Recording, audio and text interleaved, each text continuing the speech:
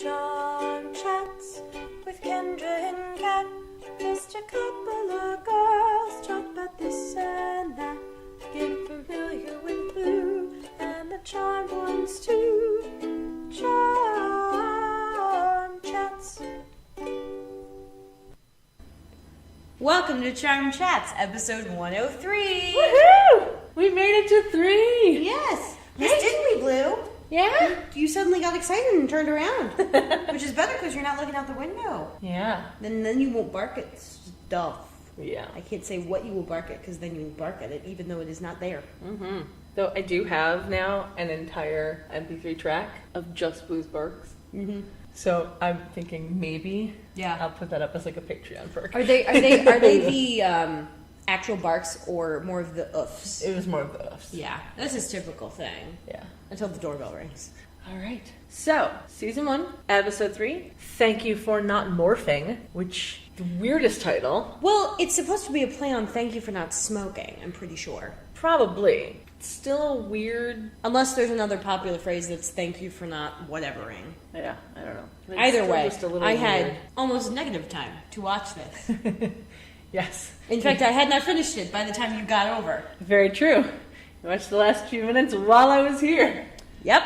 We tried very hard not to talk about it. No, I watched the majority of it at my lunch break on Friday while having Portillo's, and then, because my lunch is only about a half hour, and so I wasn't nearly finished with it by the time lunch was over. Mm-hmm. And then yesterday was, I work in the morning, and then I had concert. Yes. So I was gone all day, and I had no time. And I was sad because I wasn't able to go to the concert. Mm-hmm. I wanted to. It was a lovely concert. You would have bawled your fucking eyes out. I'm sure I would have. Uh-huh. Not only was it a sort of benefit for Orlando, it was also our director's last concert. Oh. And he did an entire routine about when he got run over in April. What? He hasn't been our conductor for the entire prep since April. Oh, Jesus. Because he was involved in a hit and run. Oh, man. He got hit, the guy ran. Well, drove. Yeah. His left leg was shattered. His right arm was shredded. Oh, man. Effectively. The bones were shattered and, most of the musculature was gone, at least around the elbow. So he couldn't conduct us, and he's been going through physical therapy ever since. He's wheelchair bound, and he has a pit crew. Which is apparently real appropriate because his mom used to date a NASCAR driver named Bobby Barker. Huh. Which is not a name I know, but I don't know NASCAR, so. I do know some NASCAR, but I know more current NASCAR. Well, this would have been in the 60s? Yeah, that's way before my time. Yeah, way. I'm not that old. Yeah, he had a little stand-up routine because he was strong enough to conduct the last piece, which is super sentimental, and I don't actually like it because I'm bad with sincerity, and there's no metaphor to it. Yeah. So it's really not my kind of thing. About as much as the gospel piece we did. Yeah. Yeah. At any rate, he had it kind of I'd call it a stand-up routine, but he's in a wheelchair. So it was a sit-down routine. Yes. And the first time he delivered it was great. It felt really ad-libbed. I didn't realize he was reading from it. And then he gets up the second time and he's got his binder in front of him, and I'm seeing, he did have it written down. It's not really spontaneous, which, it's fine. But it just was much less rehearsed because he was also not bawling his eyes out the second time because we had 2 concerts. The first time, now he does a very distressing looking happy cry. His sad cry and his happy cry look the same. And so when he's doing a happy cry, you're just like, are you okay? And we got him a photo print of our logo, kind of stylistic logo. And one of the songs that the gay chorus does is called I Love You More. Okay. And so it says on the photo, I love you more. Uh-huh. That's because that was the thing we were saying all day. He's like, I love you guys. We're like, I love you more. That's sweet. Mm-hmm. Yeah. He's a lovely man, and he's moving to Seattle to direct choirs over there, which is his fucking dream job. Well, there you and then go. all this shit happens, and they're still hiring him, which is great. Or hired him, I guess. They're not gonna not unhire him. Yeah. It's not really a fire because he hasn't started working. Sure. But he's probably not going to be able to work until the fall. Although his conducting that one song, he wanted to do this one thing because, like, he can lift his right arm, but if he holds it up there, it starts trembling because it's really hard because there's very little muscle on that arm right now. Right. He's working on it. There's more muscle than there was when he got hit. But he wanted to be able to stand up while, like, making us go up in volume. And his partner looks at him and he goes, no. No. And to make sure our director wouldn't do that, his partner left the crutch in the car so he couldn't get himself up. Because he's only got the one leg that can go on the floor. Yeah. The other one is propped up. Yeah. So just leave the crutch in the car. It'll work out. There you go. Mm-hmm. And then every time he tries to scoot forward, his pit crew is just like, what are you doing? What are you doing? Oh, and as a result of this accident, turns out he was hit by a gang affiliate who had shot someone in Evanston 8 minutes earlier. Oh, lovely. Yes. Lovely. The license plate was recorded at the scene of the crime in Evanston, and then someone who called 911 after the hit and run said the license plate to the 911 operator. So they know it was the same car. Apparently, they can't prove it was the same guy. Well, technically that is true. I know, but 8 minutes from can't- Evanston to Rogers Park, Oh, yeah, it's definitely the even same blowing guy. red lights, you can't stop. Yeah. You cannot. Because that was how it happened. He blew a red light. And he'd been blowing red lights all the way down from Evanston. Well, So that drive, if you map it, probably takes like 10, 11 minutes. He got there in 8. yeah. Like, they had the time recorded. There's no fucking way he stopped. Yeah, no, not at all. See, the crazy part, though, is wouldn't you think if you just did something wrong that you would then obey the letter of the law? No, because you're panicked. Well, the thing is, you do want to get away from the scene of the crime, but you have to lose whoever's chasing you first. I guess so. I don't know. I'm not a criminal, so I don't think of these things. I think of them even though I'm not a criminal because that's just what my brain does. I believe I started a notebook of kind of techniques to obscure evidence. It was a very short-lived notebook when I was like 14, and it had stuff like how to make me look fatter. And that was actually an episode of Monk, I think, where, you know, they tried to pin it on some super fat guy, and turns out he couldn't have done it because he would have broken through the chair he was standing on. And I do remember and like that how to episode. make my footprint larger or smaller so it would look like it wasn't my size shoe. I've done the shoe thing. Yeah. Because you just get bigger size shoes and you fill them, but you don't fill them with like paper. You fill them with like something heavier so that it actually like imprints properly. Yeah. I've done that because that was for a school project. Right. Where we The had other to- option is you could literally just cut the sole off of another shoe and tack it onto your own. Only if you want to keep the size the same, but just change the tread. Because if Or you that. Yeah, I didn't think of that. That would work. Yeah, because if you're trying to make your shoe look bigger, then that wouldn't actually work. You could make it a little bigger though. You could make it like a size or two bigger. Not really, because when you step, depending on what Well, I you're know. stepping on, If it's a significant difference, it'll be obvious that the center of the foot is only pressing down. If it's only like a small difference, but Maybe. enough to where like you actually don't own that size shoe, yeah, so maybe. they won't find it in your closet. I don't know. Have you ever heard of the show Man Tracker? No. Okay, it's a show that's based in Canada. It's crazy and hilarious and just weird. It's literally people running through someplace in Canada, changes every time, and they are getting tracked down by Man Tracker. It is a guy on a horse, and he usually has some other dude with him that like knows the area really well. Mm-hmm.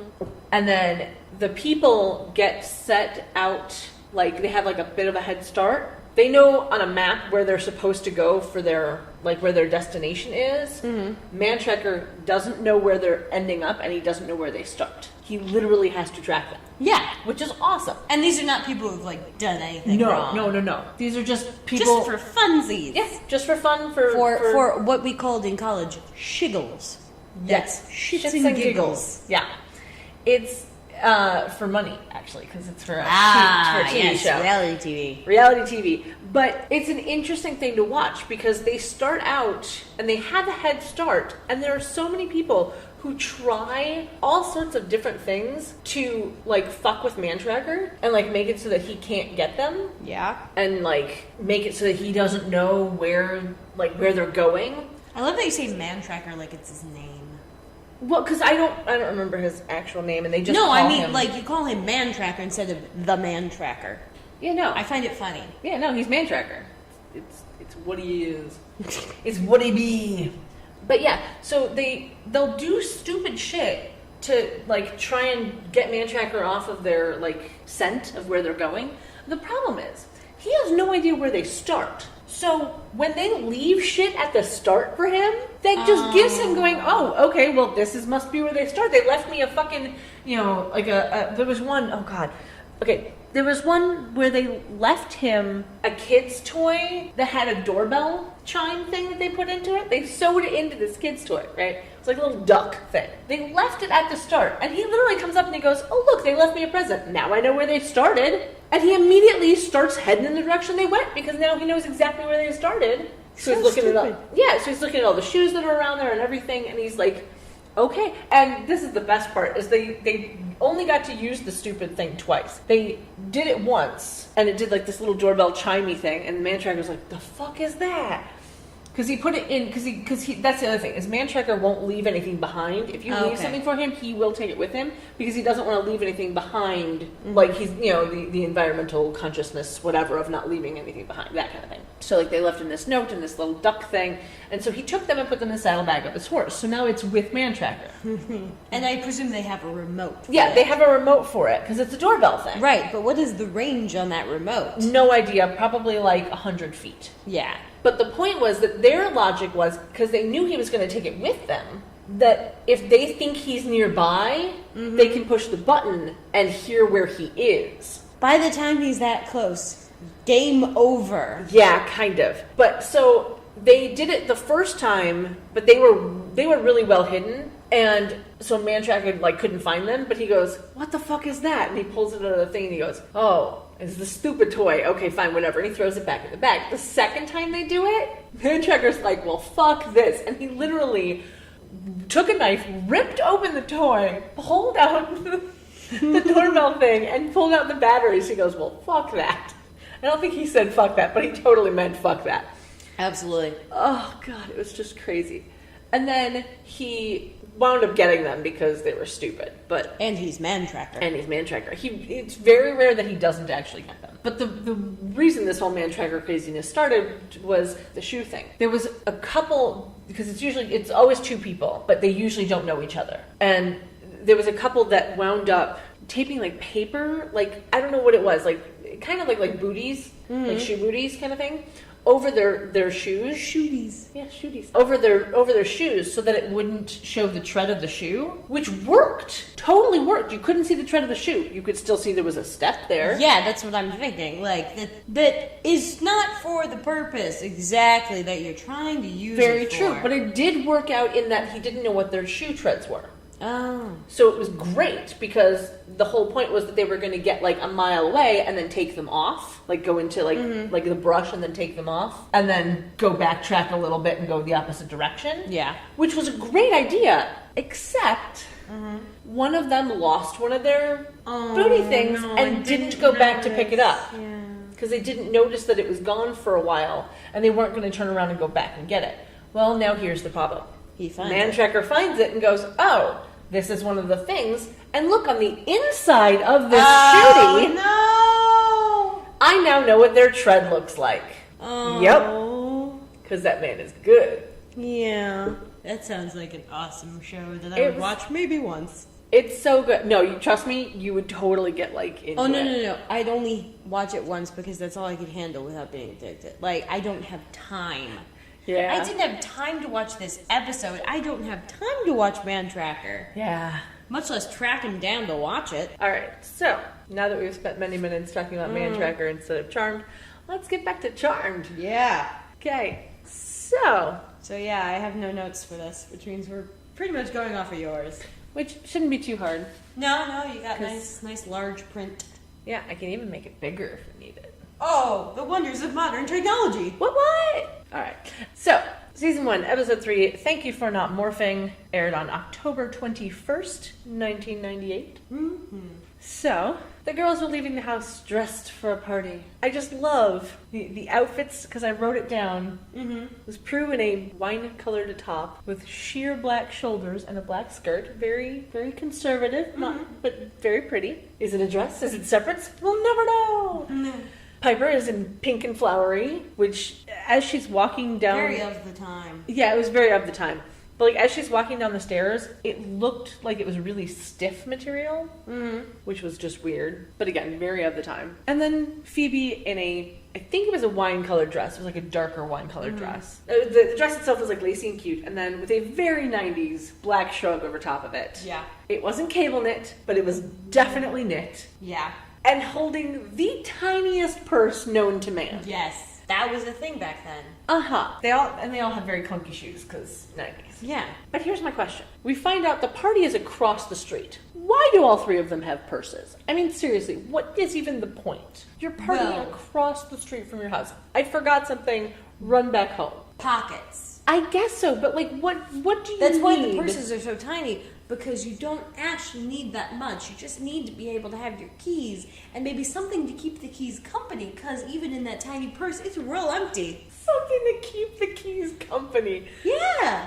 Oh my God, woman. I don't like having just one thing in my purse, no matter how tiny the purse is. Like, going to prom, bringing a little clutch, like, obviously I needed my wallet because I needed my ID, and I needed my keys, but I'm just like, this doesn't feel like there's enough in this purse. I don't know whether it's conditioning, or it's just, I'm personifying everything, but I had to put, like, oh wait, what? I also had my phone in there. But I had to put, like, I don't even remember what I put in the purse for prom. Probably, like, some mints or something. I didn't go to my prom. Either of them, actually. I went to both of them. I went to the first one stag and the second one with a friend. Well, I didn't go to my junior prom because I was either not dating anyone at the time or the person that was dating didn't want to go. I can't remember. Oh, and that was before girls went stag? Yeah, and I probably wouldn't have gone stag even if girls were going stag because, like, I don't really like to dance. So what's the point in paying for prom if I'm just going to stand against a wall or sit in a chair? Like, the food isn't that good, you know?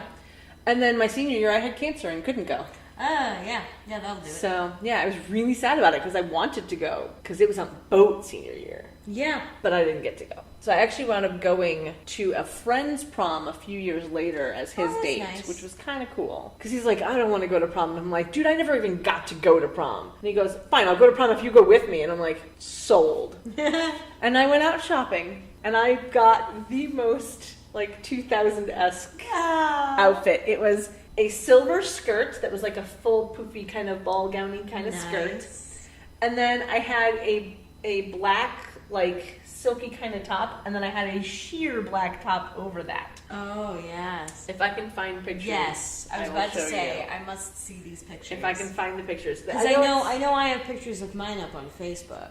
Oh, I don't. Facebook was not a thing back then for me. I know. Which is great. I think I had just gotten the Facebook the summer before my junior prom.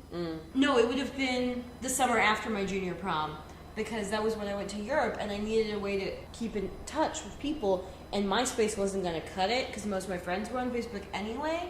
But I couldn't sign up with my email that was linked to my school account because it would block the emails from Facebook. Interesting. Yeah, that was before they were really comfortable with high school students being on Facebook.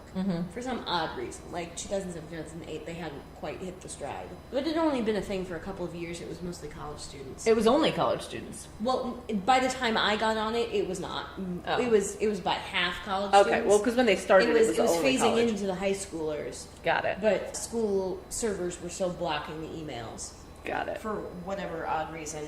But no, I needed the Facebook so I could, chat with people while I was overseas, because I couldn't exactly call them and spend all that money on calls, and I don't like calling people anyway, so And I had to lie about when my birthday was. Oh, this actually does relate to Charmed. Oh, Jesus. Because when I was signing up for the TNT forum so I could talk about Charmed with other people, I lied about my birthday for privacy reasons, and I chose April 12th, and I believe that is one of the actresses' birthdays, either Holly or Shannon. I can't remember who. That's beautiful. Yes, that's my fake internet birthday, April 12th. I love it. And so I used my fake internet birthday to say I'm 18 and I could sign up for Facebook. Nice. Because then they don't ask you for a school email. They just ask you for an email. Very cool. Yeah, by the time I joined Facebook, everyone was on it, and it wasn't a problem. But yeah, I'm very, very glad that MySpace and Facebook and all that wasn't around when I was younger. Yeah. So glad, because I did a lot of stupid shit. Well, no, I didn't. I was actually really a pretty good kid, but like I did a lot of like weird, like I took a lot of weird pictures, like the car that's parked in the sign, in the spot that says no parking. Like I just thought that was funny, and so I took a picture of it with like actual film cameras, and I'd have to actually go and get that film developed, and I probably still have those pictures in an album someplace in my room. But yeah, had I been on like Facebook or MySpace or Twitter or any of that stuff when I was a kid, those pictures would be up there. I mean, that's not the most It's not the worst thing. But it's one of those where you're just going, really, kid? You think that's funny? Really? Yeah, my embarrassment from the beginnings of Facebook is the flare. Oh, Jesus. Yeah. That was like 08, 09. Flare was big. Yeah. And I do vaguely remember the flare. And all of the myriad pages I liked, that I put in my likes, so many, I didn't realize until I was signing up for roommate finding sites, and one of them like kind of links to your Facebook and shows people what you're interested in, and all of these TV shows and all of these random shit music things and random ass pages showed up, and it made the page not like that long, but like that long. Like no one's gonna scroll through this. Yeah. So I had to change. Rather than just delete everything on Facebook, I just went onto Facebook, changed the privacy settings There you go. on everything except like the TV shows, and then I deleted all the TV shows I don't watch anymore. Yeah. So, And see, for me, the whole Facebook thing was when you were playing like the Zynga games, and you had to have friends to get things, and so I was literally friending anyone who was playing those games. Yeah. I'm still probably friends with like at least 10% of those people just because I've never gotten rid of them. yeah. But it's really funny, to this day, I can still scroll through my Facebook wall or whatever and be like, who are you? Why am I friends with you? You know? Yeah. And then I'll have to literally click through, if I don't recognize their name, have to click through them and be like, okay, why did I friend you? What do you post? Who are you also friends with? Stuff like that. Because like I now have like Nerdfighter friends who are in groups and stuff, and then I've friended them, but I don't actually like know them in real life. So I'm like, wait, why did I friend you? Oh, you're a Nerdfighter. Okay, that makes sense. You know? Yeah. A lot of the people I went to high school with, because I tried to, it's easier for me to keep in contact with people via Facebook. Otherwise, I will never talk to them again, no matter how much I enjoyed hanging out with them. This was a problem when I went to camp, because like I'd get emails and I'd get occasionally phone numbers and just like names and stuff, and I had like it all written in a book, but it wasn't easy enough for me to contact them, and I'm bad at contacting people. So it just never happened. I lost contact with a lot of them. Only a couple exceptions. And that was mostly in the later things, except for one girl I met, I think it was probably my first or second session, maybe third, I don't remember. But found her somehow through Facebook, and we're still friends. Nice. Anyway, back to the show. We haven't even really started. We've literally just talked about their outfits. Yeah. But, you know, that's Right, my outfits review. led into purses, led into prom. Mm-hmm. Absolutely. This is why Completely logical. it's totally logical. And this is why you don't come here to necessarily just listen to us talk about Charmed. That would be boring. No, you come to listen to hear us ramble about whatever random crap we decide to talk about. Yeah. Interspersed with bits of the show. Uh-huh. And then talking about that. Yes. Piper's actually got a fairly sizable purse. Yeah, Pepper has a fairly sizable purse. And Prue kind of has one too. But like it's a very clunky thing. Well, also that neckline is a little high. Yeah, but that was very 90s. Yeah. That was very 90s. Okay, so back to I swear this. Sarah Michelle Gellar wore that dress in like some movie she did where she was a chef at a tiny failing restaurant and got a magic crab who helped her cook magical things. What? This movie is called Simply Irresistible, and it's batshit, and I love it. I don't believe I've seen that one. It's downstairs. It's so funny. I might have to borrow It was that. one I of don't my know. dad's favorite things to watch with me. Interesting. Yeah, it's nuts. Interesting. Yes, because there's also aphrodisiac eclairs. Like it's a whole to do. It's insane. I fucking love it. Interesting. Mm. Alrighty then. Back to the show.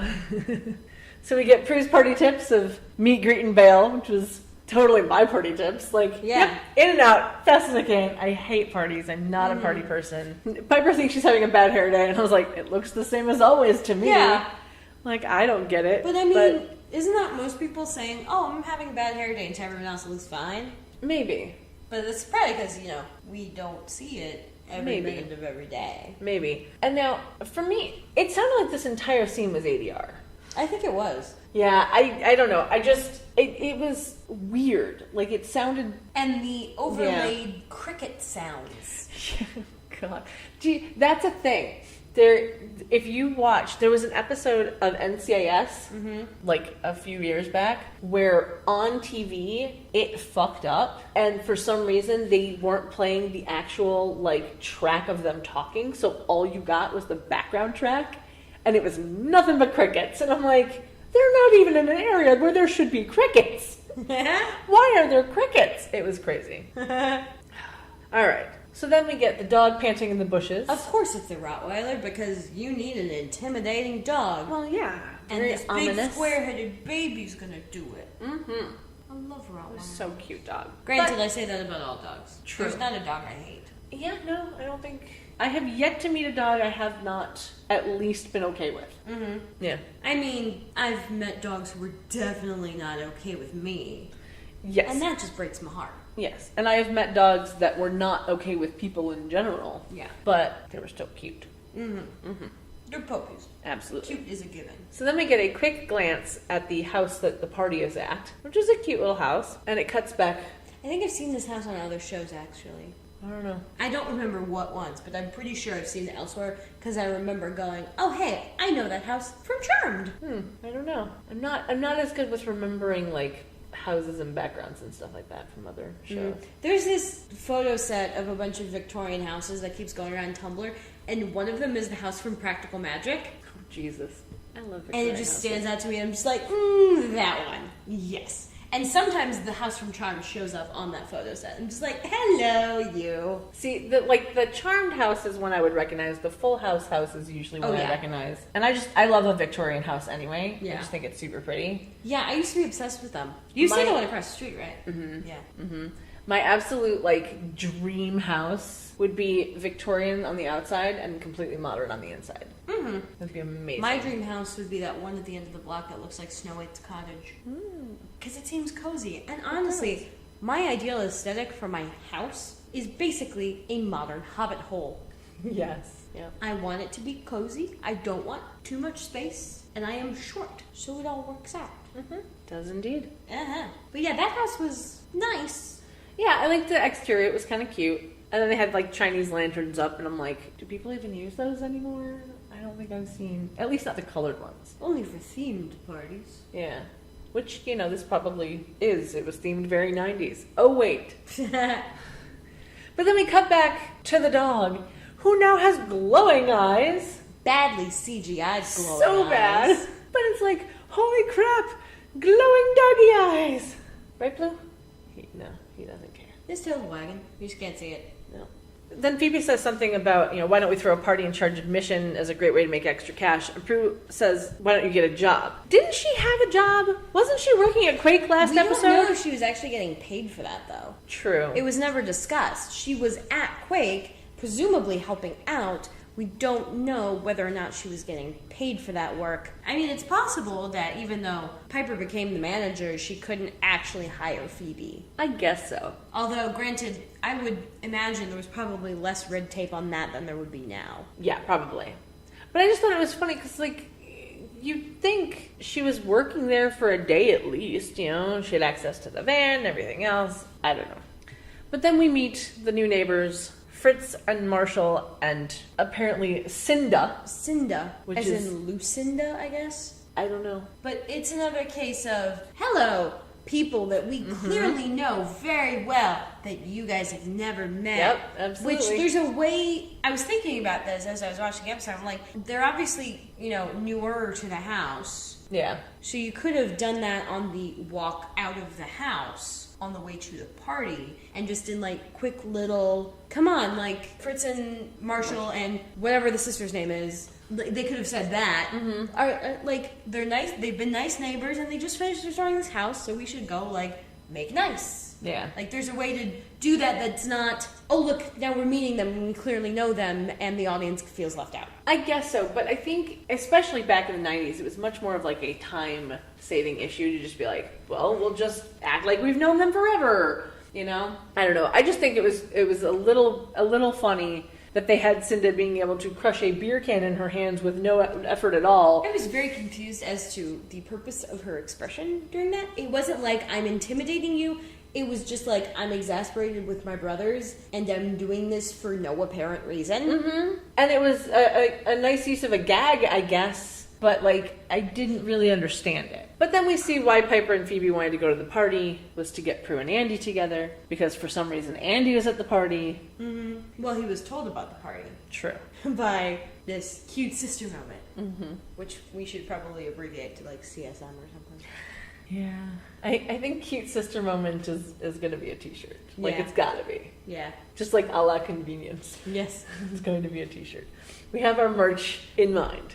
Yeah. We just need people that can actually make that happen. Yeah. But yeah, Andy invited Prue to a Warriors game, to which when she said, did you see them get creamed by the Lakers? I was like, oh, so it's basketball, right? Yeah. Like, I had no idea who the Warriors were. No, okay.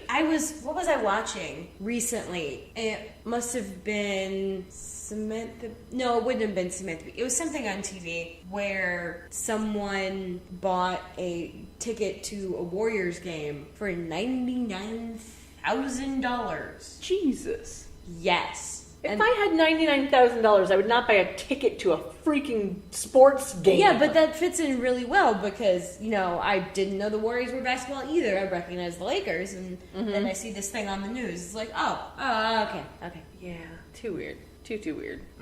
But of course, Prue deflects Andy yet again, because Prue. And then we find out that Andy works in homicide and robbery. So why was he working in missing persons last week? Maybe because it was a higher profile case, they moved it up to homicide instead of just desk sergeant. Maybe. I don't know. And then I made the lovely observation when we show the rest of the party that everyone in there seems to be dancing to a completely different beat. Well, yeah, because they never play music during Yeah, and I'm just like, but couldn't they have at least been like, okay, think of this song in your head? You know, at least give them all the same beat to think about? Oh, no. Americans are notoriously bad with staying on beat anyway. So True. even if you tell everyone to think of a specific song, if you're not playing it, and sometimes even if you are, they're not all going to be on beat. Very true. Very, very true. Like, audiences clapping, if they start off on beat, they'll go off beat real quick. Yeah, it's kind of sad. However, the time I was in Europe and performing, for some reason, the clapping would start all random and would synchronize to be on the beat. And it was beautiful, and I loved it. Because, you know, they're just better. Yeah. Better at that sort of thing. Yeah. Yeah, I don't know. So yeah, Prue leaves the party, goes back home, sees the front door open. She immediately assumes that it's Phoebe, because she always assumes that it's Phoebe. Yeah, and doesn't remember that Piper actually shut the door. Yeah. The door got shut. It absolutely did. It probably wasn't locked. But remember the no one turned around to lock it, as I recall. Correct. I don't think it was locked. But remember that Piper and Phoebe left before Prue. Like, they walked away, and we don't see them again. Mm-hmm. So Prue might have just assumed that they had gone back to the house, and Phoebe left the door open. That's possible. But I wouldn't assume that she would assume that...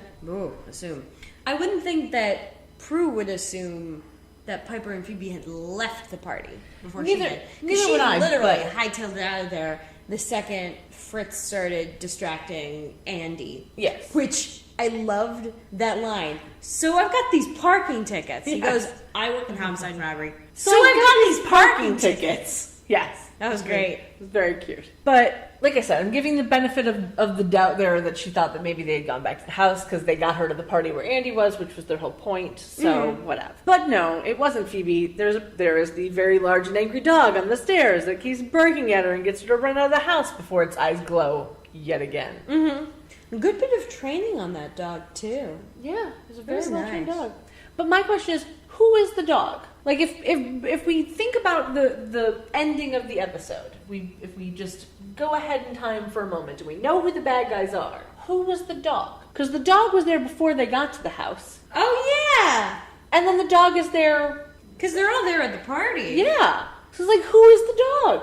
Oh my gosh, I didn't think about that. I assumed it was like Cinda or something because she crushed the beer can and walked off. And it might still be Cinda because I think Cinda was the last one to come up to the group. Yeah. So, like, she was outside as the dog when they were walking over and then came into the house. And then as soon as they were all in the house and she walked away, because remember they were talking about the bar being dry and Fritz was like, I'll get it. And she's like, no, let me. And then does the beer thing. And then she disappears again. So maybe that's when she went across as the dog. Mm-hmm. But, like, it was never made clear. Yeah. Ever. It was just clearly for the benefit of the audience to be like, something shady's going on. Yeah. Something creepy's gonna happen. Oh my god. In case you didn't realize what show you were watching. You know. And then we get the opening credits and the bridge shot. Mm-hmm. And Brian Krause is in the credits. Yay! I definitely got real excited when I saw that. Totally. And the funniest part is in my brain, because I've seen all of the episodes, in my head, he had a bigger part in this episode. Yeah. And he really doesn't. I know. He really doesn't. I mean, you saw me watching it, and the second he comes on screen at the end, I'm like, Yay! hi! Yeah, but he really doesn't. But we'll get back to him when he actually shows up. At the 11th hour and 59th minute. Yes. And then we get Tony Dennison as Victor Halliwell for the first and only time. It's also the only time he has the Halliwell last name, but we'll get more into that in like season 3, I think is when Victor comes back. Played by somebody else? Played by, I think, a better actor for the part. Yes, absolutely. The guy who's in Legally Blonde. Absolutely. I truly as the loved dad him. with the permanent martini. Yes. I truly loved him as Victor. He worked really well. Mm-hmm. But we'll get into that when we get to that. We cut to Phoebe eating animal crackers, I think, out of a container, which was just lovely to see. We find out that the dog wandered into the attic. For unknown reason that apparently they don't find suspicious. Yeah. Like, I don't understand why they didn't think about that, but they're not really thinking very clearly, I guess, right now. Uh-huh. Prue, of course, infers that Phoebe left the door open, and Piper comes with the cute little line of, "Not it!" Yeah. Which is just great. And then Phoebe, this little exchange was the best thing for me in the opening moments. Was we checked the house, nothing missing except my Pat Boone Christmas CD, and Piper gives the biggest eye roll in the world. It was great. It was beautiful. Like, again, cute sister moment. It was just very nice. CSM. Yeah, it was Hashtag CSM. It was very nice. Of course, then Prue mentions that Andy will be checking on us every 5 minutes, which gets a lovely ooh from both of her sisters. Hashtag CSM. Yes, absolutely. Security systems are pretty expensive, though. They are indeed. I just love Prue says something about letting their vicious guard cat protect them, they should remember to lock the doors, which makes Phoebe lock Prue out of the kitchen when Prue goes to do like laundry. I think I don't know what was back there. It was a cute little sister moment. Yeah, that is again, where the laundry is. Yeah. But their vicious guard cat. Do we even see the cat in this episode? Nope.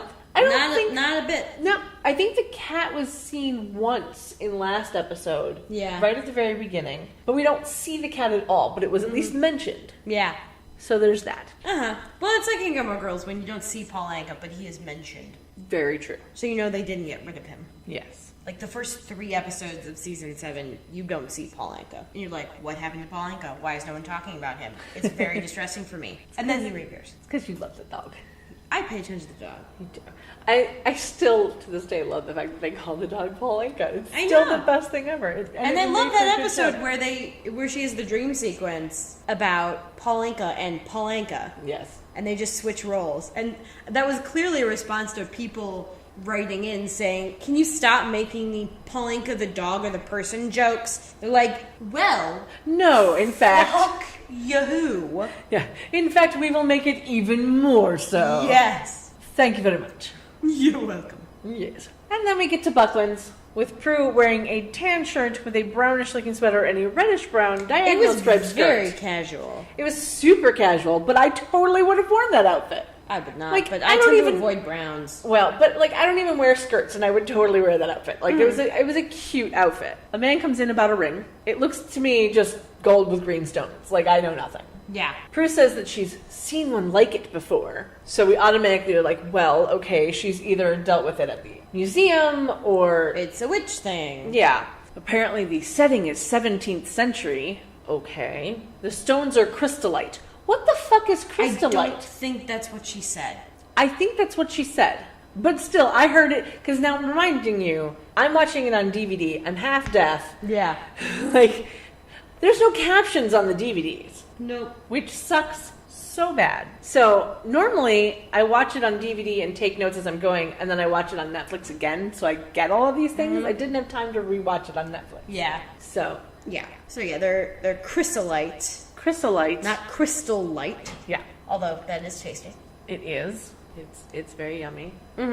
Okay, so setting is early 17th century. Stones are chrysolite. And he says it's a family heirloom in such a way that you're like, we know who this is. Well, and see, here's my question. How does she not recognize him? Well, she was like 8 when he left. I understand that. But then against all the statements they make in the rest of the episode about how you two don't know him like I know him. You didn't know him well enough to recognize him. Exactly. Like, although when we see the home video at the end, yeah, he looks real different. not really. He just has mutton chops. It's very 70s. Well, I mean, they did a very good job with the wigs and all of that and the makeup. I guess so. And then the man creepily says, "You know who I am." Yeah, it's, what did you say your name was? Well, he didn't say his name at all. But again, like, how do you not recognize him? Because it is made clear later in the episode that Prue knows Dad, that the other two don't. So how does she not recognize him? I don't know, but she hasn't seen him in 20 years, which this is the first episode we actually get kind of what their ages are. Mm-hmm. Again, this is where, like, it makes me think that somehow, like, a memory wipe, at least a little bit, is part of, like, when their powers got taken. Because you'd think that they would remember a little bit more. Like, I think Grams talks about it at some point during the series. I don't remember. But, like, you'd think maybe. Because, like, while Piper and Phoebe were younger, and, like, Phoebe was definitely not old enough to remember, Piper should have been at least to an age that she would remember him a little bit. Yeah. But Prue absolutely should have remembered what he looks like. Yeah. Like, I don't understand it. But, so we find out apparently this is Daddy, because, whatever. But we still don't get his name yet. No. Because that would be too easy. He wants to meet Prue and her sisters for dinner, but Prue just isn't having it. And she makes the cute line, because he says something about having some issues to work through, and she goes, "Oh, we have the whole subscription." Yeah, that was a good line. Which for me, I always make the joke magazine rack. Yep, gave him a magazine rack for all their issues. And then our Rice-A-Roni streetcar tally has gone up to 3 for the season. And we get the sisters outside a coffee shop. Prue now has her sweater tied around her neck like the preppy child that she isn't. Oh my gosh, yeah. Piper is now wearing a greenish top and black slacks, which was kind of cute. And Phoebe in a purple top and brown slacks, which when she's sitting down, you can't tell it's a crop top. Yeah. But you can in a moment when we get to the next scene. Oh, yeah. It's not just a crop top, but it's a bit see-through as well. Just a little bit. Tiny bit. This scene also seems to be totally 80'd. Of course. It's outside. And when I thought that Phoebe might have been in New York to be with Dad, I thought back that in was why the she pilot, went to New York. I don't know, because apparently she didn't. No, she didn't find him. She went to New York because of him, because she heard he was there. Okay, she might have gone to see him, but she didn't actually see him. Yeah. Okay. I think they mentioned that in the first episode when she comes back. Maybe. Yeah. Prue's a bit suspicious that dear old Dad is back in the picture just as they get their powers back. And so am I, because I know where this story goes. Oh, yeah. It makes sense that Piper and Phoebe would all be like, "No, he's our dad. We want to get to know him. Like, mysterious figure who hasn't really been in our lives." And, exactly. And Piper's, generally disposed to being nice anyway. So. Absolutely. But yeah, Prue still doesn't trust him. Apparently, she mentions to them that he wants to see them for dinner, but she doesn't trust them. Then we get Phoebe going to see Dad at the hotel. So she told them where he was staying and everything? Apparently. Like, why? Like, if you don't want them to go visit Dad, why She was would you tell probably them? complaining about him being in some fancy hotel when he hadn't been there for 20 years. Probably. That makes sense. Yeah. That makes sense, because that does come back up later with the whole money crazy thing. Yeah. We find Daddy getting a massage, and Phoebe's little line of, "Daddy," it nearly broke my heart. Like, this entire scene was super creepy to me. she wants nothing more than to be loved by this guy. Yeah. And he doesn't even know which one she is. And that's sad. It makes sense, but it is sad. Yeah, it's super sad. And then he tries to offer her, like, food, a drink, and a massage. He can call the masseuse back. She goes, I just wanted to look at you. And, like, that's a bit creepy there. Like, Phoebe's being a little creepy right now. I didn't really read that as creepy. It was just the way he was, like, the actor. I don't like that him came as... off as creepy, like, the whole he's having a massage thing. Like, what the fuck? Who decided that was going to be how she walks in on him? Well, he's having a massage in his hotel room. I mean, it's not like he expected her to show up. I know, but it's like, do you really have to be doing that? Very true, but I want to know, like, what hotel can you just say, come in and the door opens? Like, she didn't have a key to the room. It was just come in and the door was unlocked. Like, that doesn't happen in a hotel. Sounds like a TV convention. Yeah, that's an a la like convenience, let me tell you. Yeah, like how the apartments on Friends are always open. Yeah. Anyone walks in. Unless they need it to be locked. Yeah. Yeah. Like when all 6 of them are there and someone knocks on the door and they start counting each other. That was the funniest moment. It was great. I haven't seen all of Friends, but I have seen that one. Okay, squirmy puppy, come here.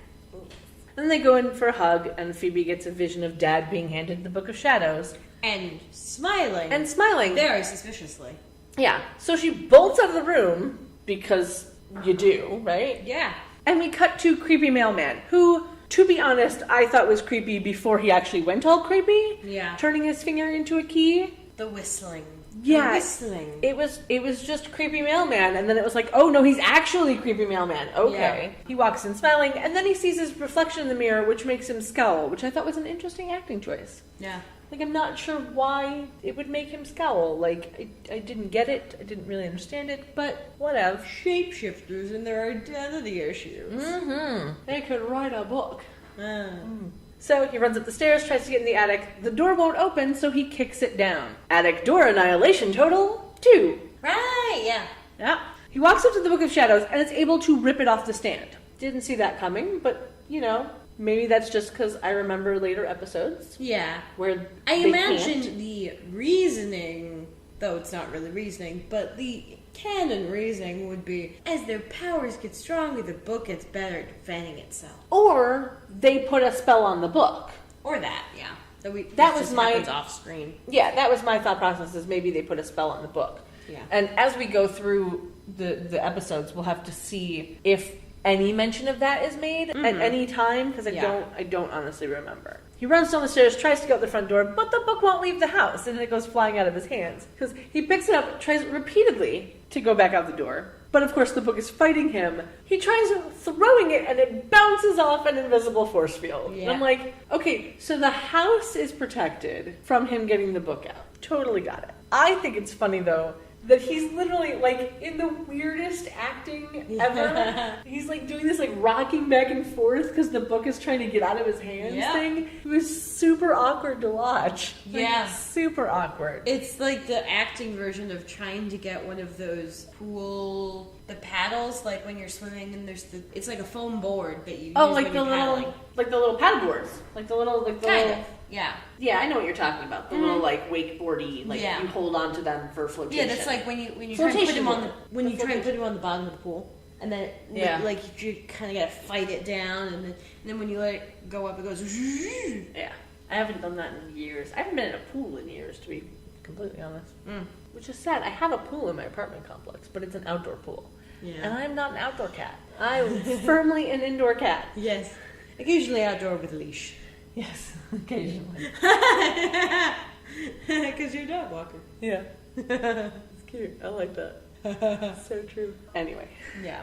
So as he's trying to get out the door, Prue comes walking up. Now, how she doesn't see any of this or hear any of this, I don't understand. Is no dialogue. No, but like... There's sound. Like, how does she not notice that the door is open as she's walking up? Like, she's consumed with her daddy issues. Yeah, apparently. Like, I don't know. Maybe I'm just more observant than most. Yeah. Well, this would be another a la convenience moment. Absolutely. She can't notice him right then because then she'll know shit's up. Exactly. So he's got to hide the book by throwing it in the middle of the living room floor. Yeah, and then transforming into Andy, of all people. Yeah. This is my question. Which means it's either Marshall or Fritz, because Cinda didn't see Andy. Yeah, no. It has to be Fritz. Yeah. Because later in the episode, we see the mailman again, and then he turns into Fritz. Oh, right. So it has to be Fritz. Yeah.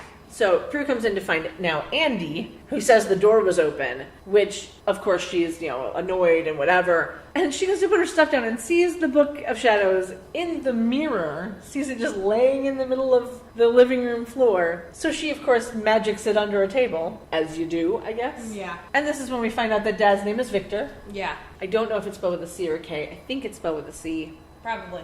Fairly certain. Yeah. He doesn't seem very Russian, so. No. But you have to understand, I watch Critical Role. Yeah. And there's an NPC character of Victor, and it's spelled with a K. Mm-hmm. And it's the craziest, I'll have to show it to you at some point. It is the craziest NPC voice I have ever heard, ever. No. It's nuts. So that's the voice. Every time I hear the name Victor, that's the voice that immediately pops in my head. It's like, oh wait, no. I have to say, good on whoever it is that plays Andy for doing a clearly not Andy job of Andy. Yes. He's actually a good actor most of the time. Physically, yes. It's just... Verbally, sometimes not. Yeah. I don't... We need to remember the vocab lessons we got in the first episode. But that's mostly the writing, not so much him. Mm. So I can't blame him for the writing of the show. This is true. Yeah. But so, for some reason, Cinda comes knocking on the door just to check if everything's okay. Well, because she noticed her brother going into the house and noticed Prue going in later because she's been watching the house, presumably as a dog. Yeah. But it's like, Prue doesn't think this is weird that Cinda just pops by to say everything okay. Well, they're neighbors. They apparently do it all the time. Yeah. Because then she pops by later with cookies. Yeah, that was fucking funny. We'll get to that. How did she even get in behind Phoebe? No, she came in with Piper through the dining room, which means she came in the back door. Does it mean she came in the back door? I don't know. But she came in with Piper. This is that true. Much I know. She came in with Piper because she came in through the dining room. But that's later in the episode. Yeah. Oh, yeah. The fake Andy gives Prue a kiss on the cheek before leaving, which was just like... What? That's so out of character and you don't even know. Yeah. But she seems into it. Yeah, she seems perfectly fine with it. She goes to take the Book of Shadows back to the attic and sees the door that's been blown off the hinges and is just lying on the floor in the middle of the attic and still somehow doesn't seem concerned. She's just like, what? Like, that's your response? Like, the door to the attic has now been blown off for the second time. Mm-hmm. I don't know how that doesn't make her immediately suspicious of Andy. I know, right? He was in. First of all, he's in the house. He says he checked around, and nothing seemed to be missing. Mm-hmm. He would have checked everywhere had he checked. Exactly. He would have at least gone up to the attic. So how does she not get suspicious? And he was acting weird enough that would have been suspicious in and of itself. Yep. And then we have our commercial break, and we cut back to them looking at the yellow pages, which I'm like, wow, I haven't seen one that big in ages. I didn't remember that part. Well, they're looking, like they're chatting and whatever, and they're searching around the house, and they come up with the yellow pages, because I don't know what they're looking for in the yellow pages. But it was handyman? That could be. So. That could be. Yeah, I didn't put that connection together. That could be that they were looking for the handyman in the yellow pages. Yeah, that does make sense. Yeah. That does make sense. It's okay. canon. Okay. I'll allow it. But yeah, like legit though, the yellow pages that I get at my apartment, it's like a third that size. Uses it yeah, anymore. It's crazy small. It's kind of weird. Though, did you know that we actually get a kickback on our phone bill for being in the yellow pages? Huh. Yeah. Interesting. Yeah, I just thought that was funny. If you want to be unlisted, they charge you. But if you decide to be listed, they actually give you, like, I think it's nothing really. It's like $1 off your phone bill or something stupid like that. But, like, I just thought that was really interesting. That it's like, oh, we're getting a little bit of money because we're in the phone book. Like, sure, all right. Whatever. Yep. So Prue thinks that Victor wants the book. And Piper thinks that he probably doesn't even know that they're witches because the craft is a chick thing. Like, really? That was the most horrible bit of writing. Yeah. The craft is a chick thing. Actually, it just didn't seem like a thing. Actually, that Piper to be would fair, say. the movie The Craft was a chick thing. Yes, But it just didn't seem like something that Piper would necessarily say. No. Like, maybe Phoebe I could see saying Yeah. that, but it just didn't seem like something Piper would say. But then Phoebe's reminding herself of the vision that she had, not saying anything yet because, that would be smart. Yes, And that would we be have- far too intelligent. Yeah. They decide to hide the book because Phoebe and Piper are going to see Dad, but Prue isn't. Mm-hmm. So we see at dinner with Dad, we learned that when Piper was 4, she'd only eat food that was white. To which I completely was like, what food is white? And the only thing I could come up with was white bread, potatoes, and cauliflower. White asparagus as well. Oh, see, I didn't even know about white asparagus. Yeah. Oh, and but, rice, I guess. Yeah. White rice. But at that age, kids have all sorts of weird hang-ups about food. maybe. Ooh, milk. Milk is white. Mm-hmm. So at least she No, had a one of my beverage. cousins refused to eat anything but iceberg lettuce and hot dogs. That is a lovely combination. I know, but he was very tiny. He was probably about 4. And his mom asked the doctor, and the doctor's like, as long as he's eating, it's fine. I don't think I He'll ever grow had... out of it. He'll get sick of hot dogs and iceberg lettuce, and then you can get him to eat something else. Yeah, I don't think I ever had a weird, I'll only eat this. I wonder what Piper's hang-up about white food was. Yeah, I don't know. Was it that it had no dyes or something? Oh, she was 4. Maybe she thought eating green food would turn her green? Maybe. That could be a 4-year-old thing. That could be. Or, it's California, so who knows what weird shit was going on when she was 4. San Fran is the hippie capital of California. Yeah. I don't know. I have some weird issues. Not weird issues, but I have some weird ways that I have eaten food that started when I was a kid. Like SpaghettiOs, I will eat cold. I don't like them warm, but I used to eat them with chopsticks. Yeah, that's cute. I don't know why I started eating with chopsticks. I'd either eat them with chopsticks or with a fork. But I think I wound up eating them with chopsticks one day because there wasn't a spoon available. Mm-hmm. Or maybe I started eating with a fork because there wasn't a spoon available. And then when there wasn't a fork available, I found the chopsticks. I don't know. But to this day, I still eat them cold. Because they're fully cooked. This is true. They don't have to be warmed up. No. And then you can just eat them right out of the can and you don't have to... skip the middleman. Yeah, you don't have to dirty a dish. Email us the weird shit you eat. Yeah. Send us a tweet about the weird shit you eat. I remember disassembling my churros in middle school. You had churros in middle school? It would be once every 2 weeks or something. They had a cycle. Pizza was on Fridays, and it was that pizza that comes in rectangular form and then cut into triangular slices.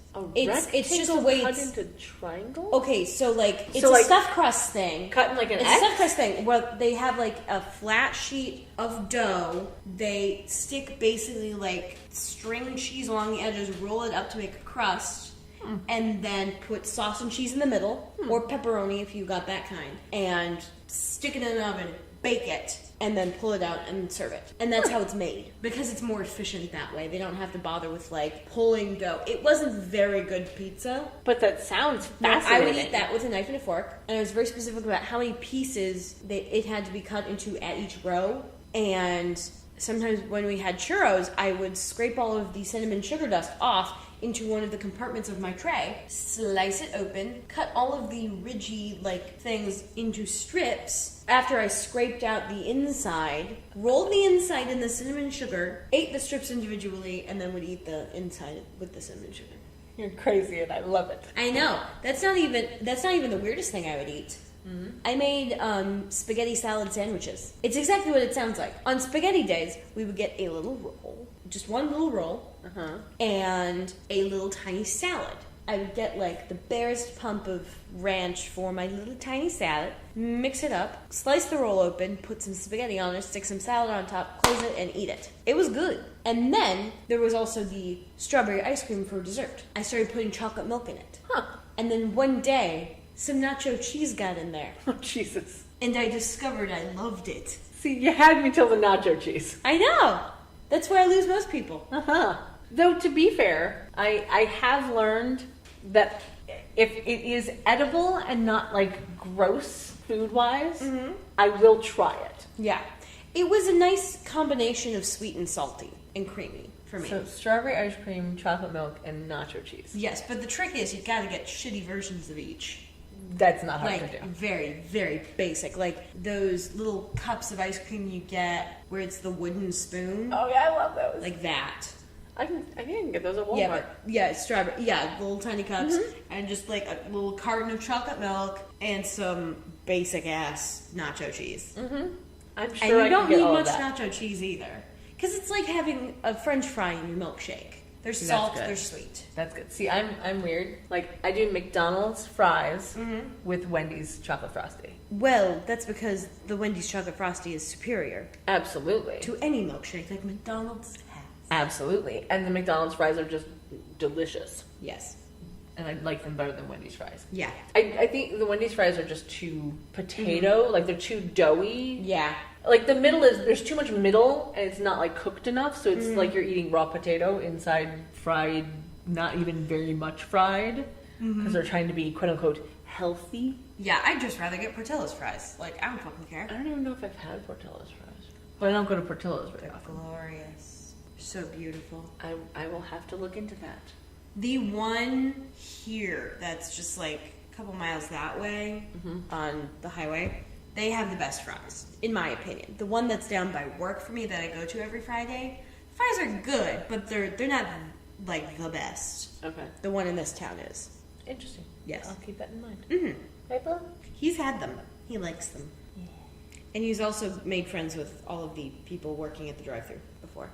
Nice. On the 2 occasions I have taken him to the drive-thru, because he'll bark, bark, bark, bark, bark, bark, bark, unless he's in my lap. And when we're in the drive-thru, I'm fine with him being in my lap. Usually, he's with me because we're going to Petco. Yeah. So.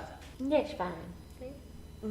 So yeah, so we learned when Piper was 4, she'd only eat food that was white, and then when Phoebe was 1, she couldn't walk, but she could swim. As And I understand, that's fairly typical with babies. yeah, it's totally typical. Like, I don't understand why this was a thing we had to learn, but alright. But the line of, "you were a fish," comes back in a later episode when I think Phoebe becomes a mermaid, which I thought was very funny. Yeah. We'll get to that episode when we get to that episode. Yeah. And I'll probably have forgotten this moment when we get to that episode. So we cut back to Prue at the house microwaving broccoli. And that is a lot of broccoli. Like, who is she feeding with that? Because if that's all she's eating, then I'm just thinking, With the like... saran wrap over the bowl, too. Well, yeah, people did that. Instead of... I still know people who do that. Yeah. And it bothers me. Yeah, well, it depends on how long it's in there for and Yeah. how cheap the saran is, whatever. But, like, for me, I'm just going, that is a lot of broccoli. And if she's only eating broccoli, like, all I can think of is broccoli farts. Like, that's all I can think of. I've never had broccoli farts. It's bad. When you have a lot, I've had when you eat I've a had, lot of broccoli, it happens. The onion runs. Oh, Jesus. See, and I've never had the onion runs because I'm allergic to onions. So there you go. Or runions. Onions. Came up with a lot of hashtags for you guys today. I just really like portmanteaus. Oh, Jesus. But yeah, the broccoli farts are not something I'm familiar with. Yeah. If you eat a lot of broccoli, it can become an issue. I don't eat so much broccoli anymore. Like, I like cauliflower better. Yeah. I really like riced cauliflower. So good. Go to Trader Joe's. They have riced cauliflower. Oh, I bet. I don't know why I'm telling anyone this because now everyone will go and get it and there won't be any more for me. I lovingly call riced cauliflower my cheese delivery system. Because I will take, because it comes in a small enough bag Yeah. that you can literally eat the whole bag, like if you're not careful. But I was making dinner for me and my mom, and I was like, oh, I'll make riced cauliflower and cheese, and I think we had like chicken strips or something I put into it. But it was a single bag of riced cauliflower and an entire pound of cheese. Because I love cheese, and there's no such thing as too much cheese. Blue agrees with you on that one. Uh-huh. But I digress. Yes. So, she's microwaving broccoli, and the doorbell rings, and it's Andy. Now, we don't know if it's real Andy. I'm assuming that it is. Yeah. But whatever. And he's wearing this like black t-shirt thing. I don't know. I had this like imagery of what was Travolta's name in Grease? Because that's Danny Zuko? Yeah, Danny Zuko. I had this imagery of Danny Zuko because he's chewing on a fucking toothpick. Yeah. What? Which have we seen him do that before? Not that I I'm don't aware remember. of. No, I don't. Yeah, I don't get it. That made me think, oh, is this not real Andy? And then he says the thing about missing prom.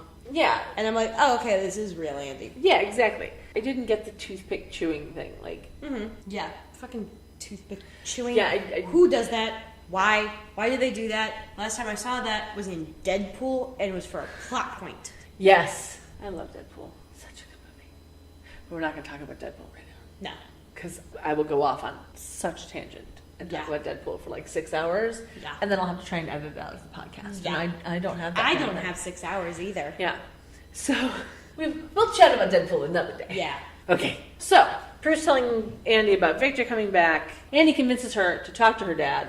Drops her off at the restaurant, but not before she changes out of the comfy sweater that she'd been wearing, and comes up in this like top dress thing. I don't know. It was super cute. Yeah. Like super cute. Yeah. And Prue is being perfectly bitchy, Oh, and yes, Piper is of being course. adorably uncomfortable with it all. Uh-huh. Classic middle child deflection. Oh, absolutely. And they're chatting with Dad and doing this bicker back and forth craziness. And the waiter then brings out this, like, I don't know, what is it, baked Alaska or something? Something like that. It was like big Piper white. calls it a flambe. Yeah, it was big white and on fire. That's all you really needed. And Victor trips the waiter, Very casually. but you can tell he's doing it on purpose, which Well, is duh. which is fine. Piper freezes the room just long enough to run over and grab the fire cake thing from the waiter. Which, that's so stupid. Like, we all know where you were sitting. There's no way you can pass that off as being normal. She should have just let it fall. Or she should have let Prue somehow grab it. Or she should have blown out the fire before it fell. Something Yeah. that wouldn't have had her standing at the other side of the table. Who wants flambe? Yeah. Well, and the Victor was nice reflexes. Understatement much? Like, I'm sorry. Well, it was, I it understand. was a lead into the next line. Oh, absolutely. And where he 'cause- starts adjusting his cuffs. Yeah. Well, because he goes on to list their powers. Yeah. And it's like, why don't we talk about this elsewhere? But then my question, why does the waiter not take the flambe from her? Where did the waiter disappear to after he fell while carrying flambe that was apparently no longer in his hands and was now being held by this woman who had been sitting down half a second ago? Between being tripped and worrying that this unfired dessert is going to set the entire restaurant on fire, I feel like he probably had a pretty stressful moment right there and decided, you know what, it's technically delivered to the table it was going to anyway. I'm gonna go back into the kitchen. I guess so, but I don't know. I just had a little like moment of grr Yeah. with that of like, where did the waiter go? You know? Donde está los waiter? I don't know what the word for waiter is in Spanish, clearly. I don't know. I know it's garçon in... Is that Italian? French. French? I don't know. I'm bad at languages. I barely speak English. All right. Donde está los garçon? Which actually would work if you were in either France or Spain, because chances are someone living in France might speak Spanish, because it's right fucking next door. Very true. Someone in Spain might speak French, because it's also Right fucking next door. Yeah. So then we cut to Phoebe and Piper reading magazines in the living room. Like, okay. What? But then the creepy mailman walks in, and Piper asks him why he's there, and they start chatting like friends. Like, oh, Not like friends. well, They're bickering. yeah, but you know. Cause guess what?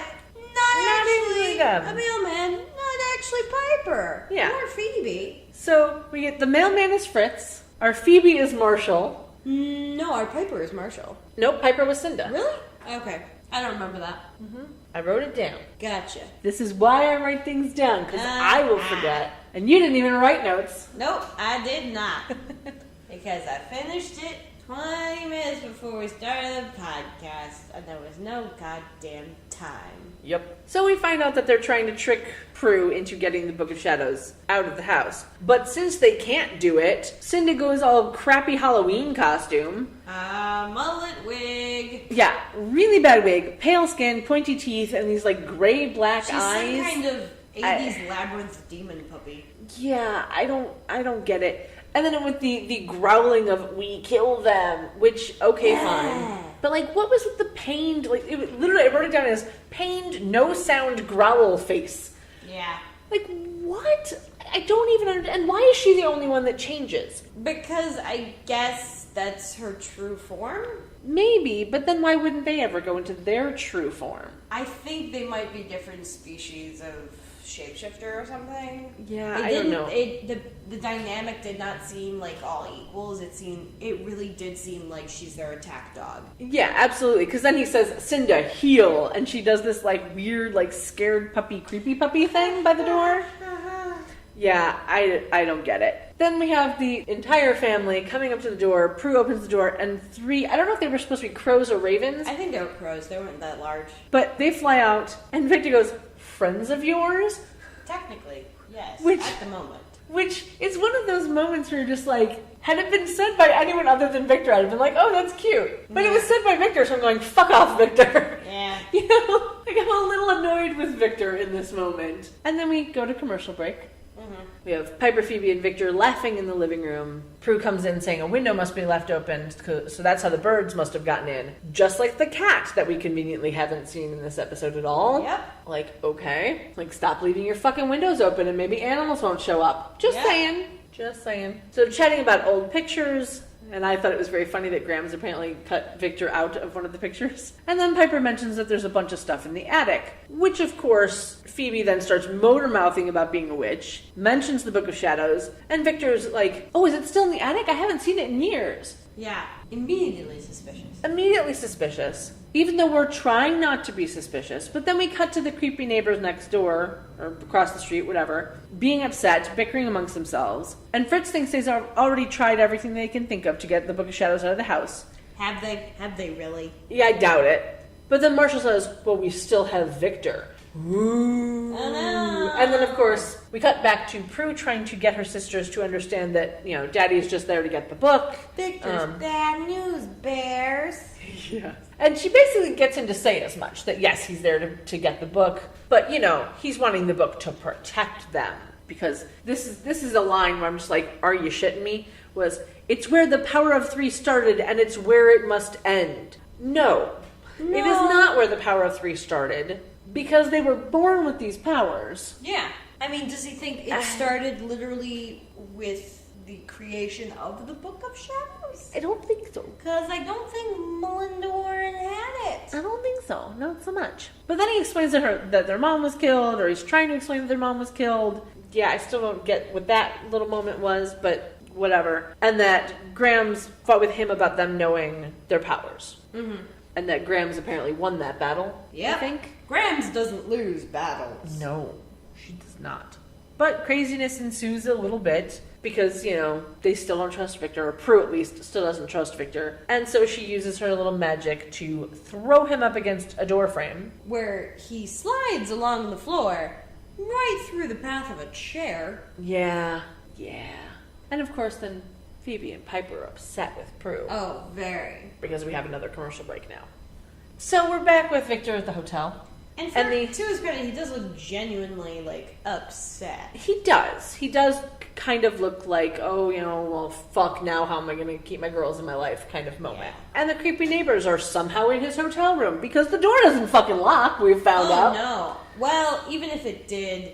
I know, the one guy can transform his finger. They can make an off-brand key. Yes. That was by far the best gift I've ever read on IMDb, was the fact that the key that he turned his finger into did not match the brand of lock that was on the door. Like, somebody pays way too close attention to that kind of stuff. Like, I was a registered nitpicker, even I would not have gotten that. But, so now you can, the moment where you can tell that it's totally 90s is Victor lighting up a cigar in the hotel room. Oh my goodness. Okay. Who the fuck smokes cigars anymore? Yeah. And then they have a little bicker, chit-chat back and forth. And Marshall's saying something, and he ends it with, rip you into 1,000 pieces and dance in your entrails. And Victor has the funniest line of, oh, so you're lawyers. Yeah. Which was just great. Absolutely great. And Cinda is being extra creepy. For some reason. Yeah, aren't her eyes black in this scene? Yeah, I don't remember. I feel like they might have been. Like, she was trying to... I don't know, you just watched it. Yeah. Yeah, I don't know. Because I remember there was a scene where her eyes were black, but she wasn't fully transformed. She was just trying to be... yeah, it was this scene. Was it? Yeah. Okay. I don't remember. But yeah, Cinda's, well, why don't I just transform into you? And Victor's like, well, I know what buttons to push to get to Phoebe. Does he? Does he really? She was like 2 when he left? Like 1. Like, not well, even. in that video they show she was probably about 2. Yeah, I don't know. She was young. Yeah. She was Super a young. baby. Yeah. She had no button. Well, she had one button. Ignoring. That's the button. True. But I think in this moment he really is trying to be a good dad. Uh-huh. In that if they go in as me and try and get her, the girls are going to get hurt. And he's trying to protect them. Yeah. So he's making it as an excuse of, well, I know what buttons to push. She's my kid kind of thing. Yeah. And Is it implied that they are behind his new money? I don't know. Like, the money thing isn't really brought up so much. It was just it's a new thing, and that's about it. But we don't really hear much about it. So then we cut to Piper playing with her food, which this just shows. I was watching this. That was like hotel breakfast buffet food. It was a bit. Like those potatoes? But see, this is the funny part, right? So you can tell I was watching this at like midnight, like 12:30 in the morning. I'd been out all day. Good-looking brekkie there, which, what? All of a sudden I'm Australian? I don't know. OJ fruit, scramble, bacon, fry tots, and ing muff with jam. Now I'm hungry. This is in my notes. Ing muff. I don't think I have ever abbreviated English muffin down to ing muff before. But I think I might for the rest of my life because it's fucking funny. Please Ing muff. So yeah. So then Phoebe comes in, lets her sisters know about the vision, premonition, whatever. I will still always call it a vision just because it's a shorter word, I think. This is true. And I have to save time, you know. So yeah, so she tells them about her little vision thing, and Prue gives her a hug, which is the most awkward thing in close-up. So it's awkward because, you know, Phoebe's arm above, and the weird thing, and then the continuity error, because we have a little cut to Piper and straight back to the hug, and now she's hugging her around her back. Like, seriously, they need a continuity master. Yeah. Because I just... Anyway. So then Piper... a la convenience, as is the phrase of the podcast, notices that Dad's ring happens to be on the floor, because why wouldn't it be? She puts it on the table. That's totally something that would fall off when you get rammed into a column. Yeah, you know. And, you know, we need to set up for later, because she puts it on the table. We have to set up for the next yes, scene, of course. the next bit. Phoebe goes out to get the paper, waves at Marshall and Fritz, turns and nearly bumps into Victor. Marshall and Fritz are being extremely, pseudo-casual. Like, they're sitting on the hood of a car, and one of them had, like, a baseball mitt? What? Like, that doesn't even register as normal. Oh, it's so fucking weird. Yeah. But, of course, you know, she doesn't want to talk to Victor, but he tells her that she has to get the Book of Shadows out of the house. Now, here's my thing. Why do they have to get it out of the house? Wouldn't you think keeping it in the house would be safer since the bad guys can't get it out of the house? Yeah. They can't get it out of the house. Why take it out of the house? Yeah, like, I don't... But maybe he's worried they're going to ambush them? Maybe, but, like, I still don't understand why you would need to get the book out of the house. Like, I think when I was watching this, I was still a little bit weirded out with Victor, because I said, you know, I wrote in my notes of he uses her visions against her. Yeah. Showing her that the Victor that she saw in her vision was actually Marshall. And now, like, when I finished how the would he episode... have known about the vision? He says, look again. Well, that's the thing, is he knows about her well, he knows about the visions premonitions. in general, but he wouldn't have known that she had this specific vision of him. True, but she didn't say, I saw you. Maybe that was a deleted scene? I don't know. Either that or he just assumed. Yeah. But I really think that it might also have been because he knows about her power that he was able to give her a vision. Like, he was able to, in hugging her again, Yeah. like, give her an elongated version of the vision. Well, I'd hesitate to call that a hug. Well, yeah, but, you know. But yeah, so I wrote that he was using her visions against her. But now after, like, watching the episode ending, because I didn't remember how this episode ended, to be completely fair, when I was watching it. You can see that he wasn't using her visions against her. He was using it to be like, here's a clue, you know? So I kind of am okay with it. So she goes running back into the house, leaving the front door wide fucking open because Phoebe, and we have to be like, ah, and telling Prue that Dad's not after the book, it's Marshall. And then she's trying to head up to the attic when Cinda comes in with Piper, cookies fresh baked, which was the funniest fucking line. Mm-hmm. And then Fritz walking in with the line of, the door was unlocked. Yes, you just saw her walk into the house. Like, no, but the door wasn't unlocked. It was wide fucking open. Yeah. There's a difference. And then This is again at 1:00 in the morning, and I'm going, is Prue wearing button-fly jeans? I did not notice that. Were those a thing in '98? Because what? I have no idea. And then I was like, and also once again with the no visible bra but perky boobs. I hate her a little for that. Oh my god. No, that had to have been a wardrobe thing where they like used some kind of tape. They had to have. I mean, there's no way, because they wear no bra a lot in this show, and their boobs are just super especially in perky. the early years. Yeah. So they had That to was have a had, '90s thing. yeah. So they had to have had some sort of like boob tape or something. So we get Victor walking in with Daddy's home, but we know that it's Marshall as Victor. Yeah, it's very clear. There was never really any confusion with which one was Marshall and which one was Victor. Yeah. Because the one who was being Victor, like the Marshall Victor, was very clearly trying to be smarmy. Yeah. Like the acting was different. Yeah. Which is perfectly fine. I mean, Yeah. it works. But it doesn't really lead to any ambiguity. Yeah. But I did like the way Victor was being about, like, oh, real original, she's afraid of the fucking dark. Yeah, but that happens after we get Phoebe going up to the attic to find the Book of Shadows in its hiding place behind some clothes still in the attic. Under some clothes. Yeah, like that's super stealthy. Like Yeah. what? Like oh, And we'll it's open. we'll just take it off of the stand that it's normally on and throw it on the floor and put a clothing rack over top. It must have been, like, on a trunk or something. It was not on the floor. No, but it was like you just moved it from one part of the attic to the other part of the attic. Like, you don't understand how that was hiding it. It's not immediately visible when you're just in the attic. I guess so, but I don't know. So she mentions out loud that she has no idea what she's looking for, and the pages start turning on their own. I love this trope. Which is a cute moment, and I like that in later season they call back to it and they give it an explanation, which is nice. But watching the pages flip, a lot of the pages seemed like they were copies. Mm-hmm. Like there was 2 pages that were the same, one right after the other, and then 2 other pages that were the same, one right after the other.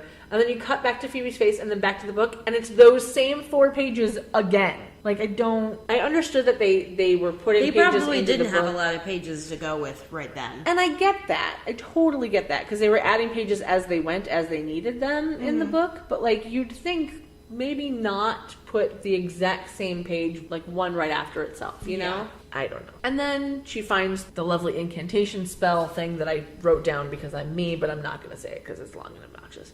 And once again, doesn't rhyme. So that's fun. Phoebe comes down, and now there's 2 Victors who are not making eye contact with each other to save their lives because green screen problems. Yeah. Although I have to say, this spell rhymes more than the previous one. And more than the ones in the first episode, really. It's barely even a slant rhyme, it's really just pluralization. Well, they rhymed home with Rome and walls with call.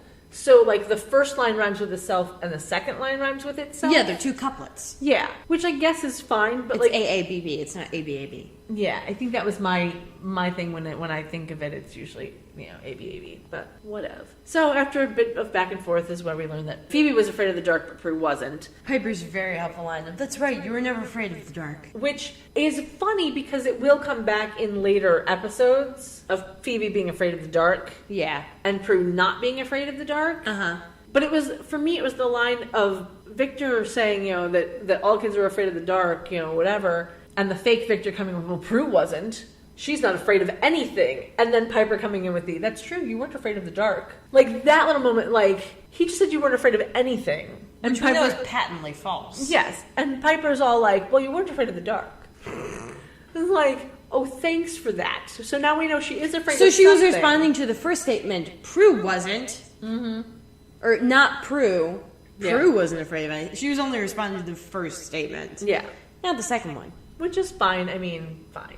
And then Victor says the only way to figure it out is to kill them all or kill them both or whatever. And I'm like, okay. And somehow that convinces the sisters that he is the real Victor because convenience. And then Prue slides the ring of protection to Victor. Or I should say, to the Victor on the left, which is the funniest little moment. Who has in fact won the Victor contest, so he is the Victor. He is indeed. He is indeed. God, we're so bad. Yeah. We're so bad. So bad. But yeah, didn't she get the idea to slide the ring over by Piper doing this like weird like stage whisper bullshit about the ring? Yeah. Like, okay. So Phoebe starts saying the spell, and Cinda becomes the bad Halloween costume again. Yeah. Which, yeah, at this point, still not sure why Andy's she was the only mullet one. demon puppy. Yeah. And then the wind machine goes crazy. Perfectly aimed wind machine, too.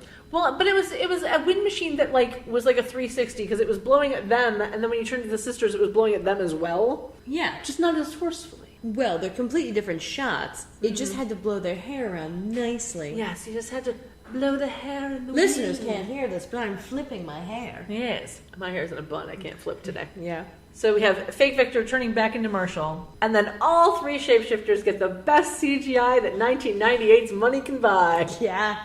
The melting blobs. Yeah, they go like bubbly and gooey and whatever. And Victor has the extremely bad acting of it's stomach horrible. pains. It's so horrible. It's so bad. This episode had so much bad acting. Like I can't even, like my brain hurts with Yeah. how bad that was. And then, just as in like Buffy seasons before them, Yeah. the monsters clean up after themselves by dissolving away into nothingness. Yes. Which is lovely. Uh-huh. Like, okay. And we get Prue helping Victor up. They have some lighthearted conversation, and Victor realizes they aren't his little girls anymore. Oh, no. And, maybe then they think, mostly Prue now thinks maybe he isn't so bad after all. Because, Piper and Phoebe never really had a problem with him. And then we cut to, I'm assuming, the next day. Where Yeah. Prue's on the phone with Andy. And they're all, again, really cute outfits. So, of course, I had to take note of them. Prue's in a purple dress with like a dark purple or like dark blue shirt over it, which was super cute. And again, if I wore dresses, I would totally have worn that. Piper is in a black dress with like frilly shoulder bits. Yeah, I've had a few dresses that look like that. It was a really cute dress on Yeah, her. it was. It was definitely like of the era, but not dated. And I liked that dress so much better than the pink thing she was wearing at the Yeah. beginning of the show. So much better. And we find that Phoebe is wearing Prue's dress because Phoebe doesn't have any nice clothes. Like, could have fooled me with all the clothes she's been wearing, but all right. Yeah. So it's this like black dress with like red little accent like circles. Yeah. I don't know. But what was with that hair? I don't know. I understand that it's 90s whatever, but like seriously, what was with that hair? It was like pulled back just at the middle of her head with a clip, and it was like a weird circular clip. Oh yeah, I remember thing. doing that early That was- 2000s. That was not a hairstyle I ever wore. See, that's mostly a thing for me for keeping bangs out of face, but centered. Oh, maybe that's why I never wear my hair like that, because I never have bangs. Yeah. So, But yeah. yeah, I've definitely had that hairstyle in the past. Yeah, I never had bangs or just like fringe or whatever. Like that was never a good look on me, so I just didn't do it. So maybe that's why I don't. But I did not like the look of that hair. It just was kind of weird. Mm-hmm. But then, so they're chatting about Dad being a good guy, and they all seem to be real happy about it. And then the doorbell rings, and they assume it's Dad because they're supposed to be getting together with Dad. Nope. Hello, handyman. Yeah. And we get Mr. Wyatt, which I swear to God, watching on the DVD, it sounded like she said Mr. White. That's one where like I would This go is back. not a Tarantino film, Yeah. darling.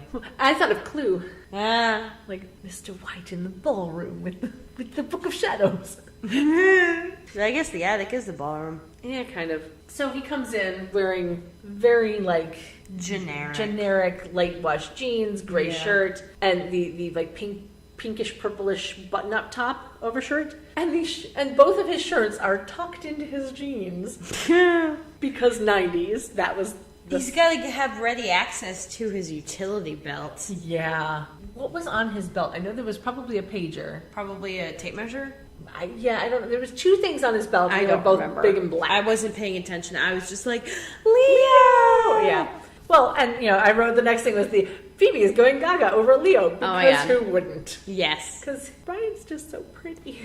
Yeah, he's adorable. Like we had in the first episode, we had Jeremy being 90s cute. In the second episode, we had Stefan being kind of 90s cute. Being 90s hip, more like? Yeah. And then we get Leo, who is just everyday cute. Like he is a very handsome gentleman. Yes. I think everybody can agree. Oh, he is a yes. very, very pretty man. Yes, indeed. Very pretty man. So he hands Prue a package that was left on the porch and then asks about the house repairs and whatever. Yeah. And Phoebe immediately goes to show him the attic because that's where the door was having a problem. Yeah. And then lets him go find it on his own because it turns out Dad's not coming. He left a note with a VHS tape because 90s. Yep. DVD wasn't a thing. Completely unlabeled VHS tape. You would not have an unlabeled VHS tape in the 90s. You label all that shit. Yeah, you would not have an unlabeled VHS tape ever. No. Unless there was nothing on it. Yeah. Like if there's and even anything then, on it would have like a manufacturing label. Yeah. That would you would then write on. Yeah. Like, I had a VHS collection. Mm-hmm. You wrote absolutely everything that was on that VHS tape. Yes. Like, down to the order it was in. Oh, yeah. I remember that. Mm-hmm. I remember recording my Snick shows on Nickelodeon. Like, Roundhouse. Yeah. Loved Roundhouse. I had an entire tape of Roundhouse. Yeah. I missed that show. Maybe I'll do a podcast about Roundhouse. No, that would entail trying to find Roundhouse. Yeah. Can't. If I could find Roundhouse, I would make a podcast about Roundhouse, but I have yet to be able to find episodes of Roundhouse anywhere. So yeah, he leaves a note with a VHS tape, and the note's something along the lines of, I know there's a lot you'd like to forget, but here's what I remember. Which, like, I thought you were trying to be a good dude. Like, I don't understand. Also, there isn't really a lot that they'd like to forget, because Phoebe has no memory of any of it. Well, yeah, and even if... And Piper has very, very little. True, but even with, Prue wanting to forget... What she wants to forget is him leaving. Exactly. She wants to forget him leaving. So what does he do? He leaves again. Like, I don't get it. Whatever. That was just like a writer's thing. Yeah, it was definitely a let's write it because we have to write him out of the plot for a while. Mm-hmm. So then we cut to the girls watching themselves as kids on tape. It was such a cute video. It was a super cute video, but I love my little note of, good thing they still had a VCR. Oh, wait, 1998. I keep forgetting. It's like, because I still have a VCR. In fact, I have 2 of them. Mm-hmm. But that's because I'm still converting VHS to DVD. Oh, yeah. I think our DVD player downstairs will accept VHSs. No, that's this one. This one does that. Yeah? Yeah. Nice. We got rid of our Laserdisc player long ago. Oh, Laserdisc. I remember we only had 2 movies. I only remember what one of them was. It was The Hunt for Red October on Laserdisc. Nice. Because DVDs weren't a thing yet. Well, they weren't a thing. They were around, but they weren't a thing. The funnier part is that Laserdisc was actually a better format. Yeah, that's how it always happens. VHS was not the best format. No, for Beta those tapes. was. Yeah, Betamax. Beta was the best format, but they had horrible marketing. Yeah, that's VHS how it had happens. better marketing. Yeah. Wasn't there? What was the other thing besides Blu-ray? HD. Yes. HD DVD. Which, again... Better. Well, but see, here's the thing. They weren't necessarily better. Mm-hmm. They were better than DVD. Mm-hmm. But they weren't necessarily the best thing. And they didn't really require you getting a new player. Or did they? No, they did. Okay. Yeah, you needed an HD DVD player. Mm-hmm. Which I think, again, it all comes down to the marketing. Yeah. Like Beta and VHS, Beta just had horrible marketing, even though they were the better product. Yeah. Laserdisc had horrible marketing because they were fucking huge. Like, they were bigger than a record. Yeah. Like, I did not understand how anybody thought that was going to catch on. I really didn't. Because they were no fucking clue. Huge. We didn't get Laserdisc, even though we're usually early adopters. But as soon as DVDs came out, we're like, let's go for the smaller thing. Yeah. Yeah, because we can, hold more of those. Just saying. And then when Blu-ray and HD DVD came out, I really truly think that Blu-ray took off because it's called Blu-ray as opposed to HD DVD, which is super hard to say. Yes. High definition digital video disc. Yeah. Like, it's almost easier to say than HD DVD. Yeah. Like, I just don't understand why they couldn't have come up with something cooler. Like Blu-ray. Yeah. Oh, because Blu-ray. Because Blu-ray. Blu-ray. You're hearing us say your name a lot, huh? But yeah, so we cut to the girls watching themselves on tape, and they tried so hard to make it look like the 70s because they gave Dad mutton chops, which was the funniest thing ever. See, the thing is, on Netflix at least, it did look more like an older video. Yeah, they did really good job of like giving it like pops and crackles. If I were and whatever. really paying attention to the actual visual of the video, the film itself does not look old. No. Because there's a tone. Mm-hmm. It's not like actual color. It's like Prismacolor or some shit. Yeah. But they did a really good job of making it look like an old VHS. Mm-hmm. And they avoided Victor's face for the most part. they avoided Alyssa Milano's face. Yeah, she was playing Mom because they hadn't cast Mom. Yep. Well, it was a, like, if you blink, you miss it kind of thing, because they were trying so hard to not show. But they do play it off nicely. When they finally do cast Patty, they finally do cast their mom, which I don't even think we know her name is Patty at this point. But when they do finally cast the mom, they do make the saying at some point before that Phoebe looks like Mom. Yeah. So it was kind of funny. Like, we haven't gotten that sentence yet, but it was kind of funny that in this video they had her playing Mom. They put her in a fairly realistic looking wig for film, for VHS film. Yeah. And had her just not face the camera. So clearly, I guess Grams was videoing it. That made the most sense, was that it would be Grams, because they're in Grams' house. I mean, it makes the most sense that Grams would be the one filming it. They probably lived there the entire time. Yeah, they grew up there. Well, no, I mean, like, even with Victor, all of them lived there. Probably. Yeah.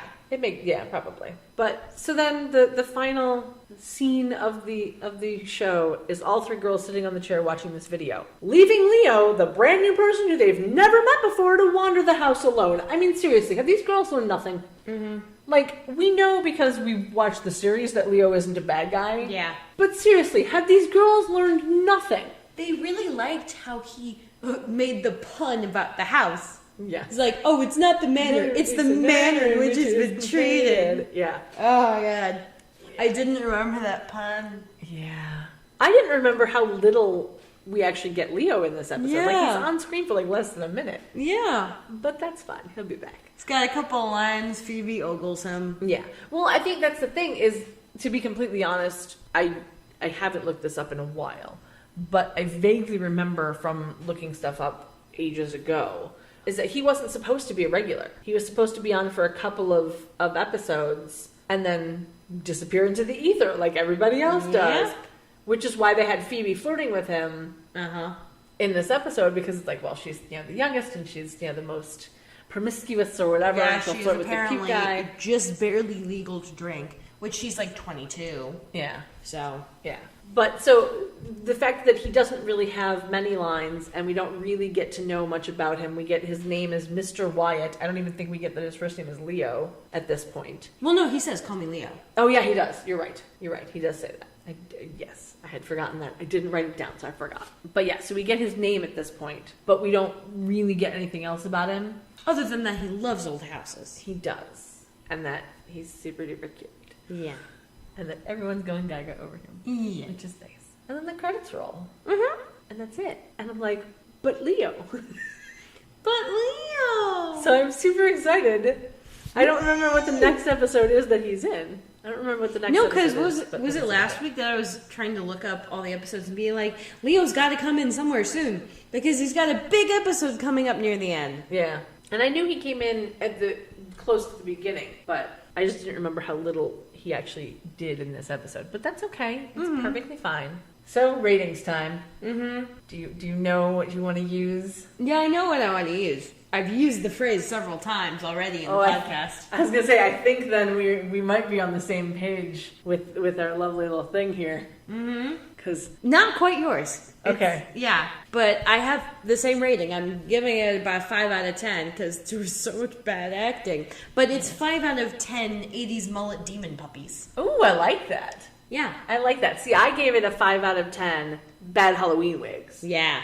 Because it was a very bad Halloween wig. It was. And it reminded me of Labyrinth a little. Especially with the makeup. Yeah, a little bit. Job. A little bit. Had it been blonde? Yeah, a little bit. Well, no, just like generally the mood it was evoking. Like the style of the wig plus the makeup she was wearing just made me think this is kind of like Labyrinth, but not. Yeah, but I will be completely honest. It would have been a 4 out of 10, but Leo gave it an extra point. Yeah. Because Leo.